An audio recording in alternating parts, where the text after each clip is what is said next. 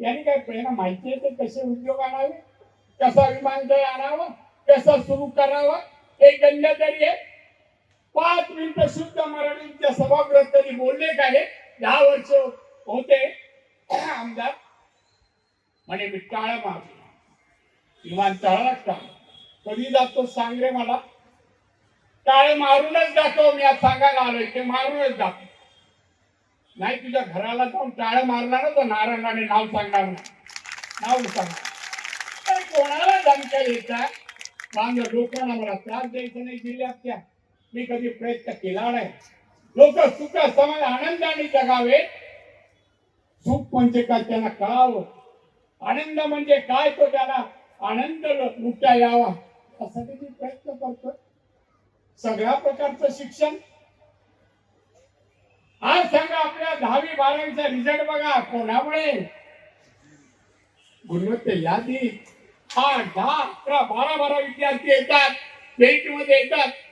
कशामुळे? जिल्ह्यातून जाताना लोक वोट विचारतात हे कोणाचा जिल्हा आहे.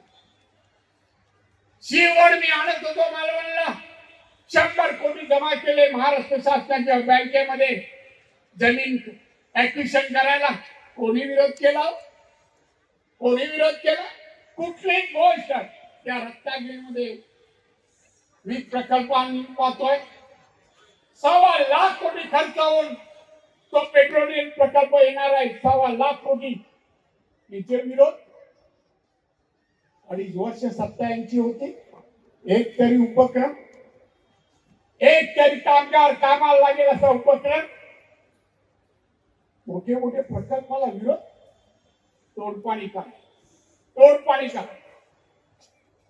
ह्या आमदारांनी इथले रस्ते निकृष्ट दर्जाचे कॉन्ट्रॅक्ट हा घेत होता. कोल्हापूरचा पार्टनर.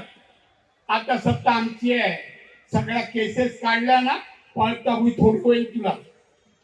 आता मी गप्प मी कधी मुख्यमंत्री होतो. लोकशाही मराठी ऐका, पहा, जागरूक रहा.